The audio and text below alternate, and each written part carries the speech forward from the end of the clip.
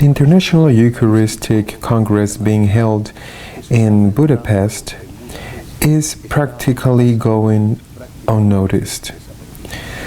There is more interest in knowing if, when the Pope arrives on Sunday, he will greet Prime Minister Orban than in knowing what the Holy Father will say in his homily. The media are more interested in seeing if the Pope's physical recovery after the surgery is as complete as they say than in the fact that this great event for the life of the Church is being celebrated and in the message that the Holy Father will give. Let us hope that this message at the closing Mass of a stay in Hungary that will last only 7 hours, let us hope that this message will be powerful and will help Catholics, all Catholics, including German Catholics, to realize what the Eucharist means and the respect that is due to it. So far, little has transcended, and what has transcended have been above all two interventions.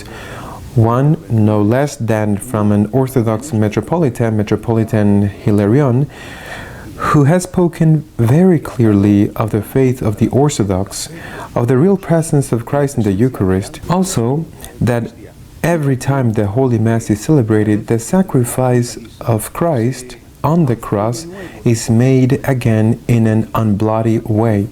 It is renewed again every time what happened at the Last Supper is renewed. That an Orthodox has to say this, and that it is news in itself, revealing of how we Catholics are doing. It is also significant that an African Catholic, a cardinal, the Cardinal Emeritus of Abuja, the capital of Nigeria, has had to remind that one cannot receive communion if one is in mortal sin, and has asked priests to teach this to the faithful, that one must receive communion as long as one is in the state of God's grace, that an Orthodox and an African are the ones who remember these essential things, seems to me quite significant of where there remains some solid faith, not only of Catholic faith, because in this the Orthodox and the Catholics believe the same thing. What is the Eucharist? Why is the Eucharist so important for Catholics? The Eucharist for us is Christ.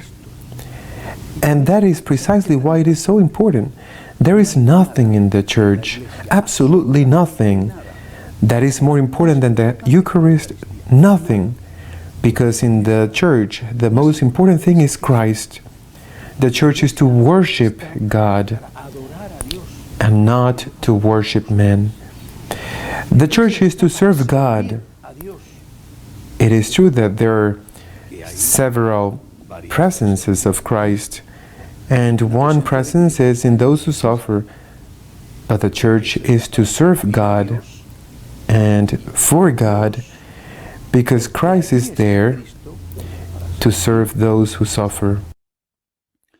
A social church, as she is usually called, that is to say, a church to serve men, and which forgets that this is for the love of Christ, quickly becomes a socialist church, and even a communist church, that is to say, an atheist non-governmental organization.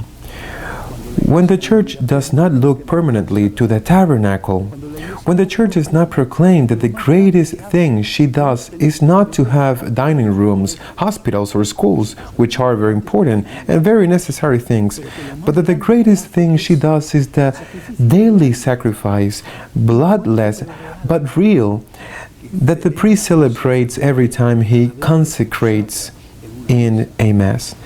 When the Church does not proclaim this, she has stopped looking to Christ and has started to look elsewhere, which sooner or later becomes an adoration to men or to the things that those who rule want them to adore. I remember a book that I read many years ago by this Spanish writer Jimenez Lozano, and he said, a Catholic, if he is a Catholic, kneels before God, and this purifies him. A Catholic kneels, indeed, he kneels, but only before God, and this purifies him, because When you kneel before God, you can no longer kneel before men, only before God. Before God, yes. Only before God we bend the knee. It is true. It is true that as we believe that there is a presence of God in the one who suffers, we also kneel before the one who suffers to help him in the name of God, and because we believe that God is there. But our duty, our debt, is Christ. It is Christ who has saved us.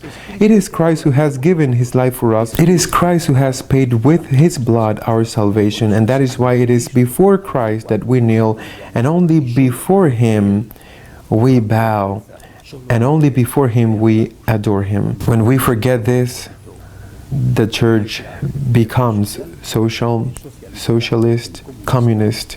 She becomes an atheist, non-governmental organization that will do good. Surely she will do some things well. She will even do many things well, but they are not those for which she was founded by Jesus Christ. Until next week, God willing.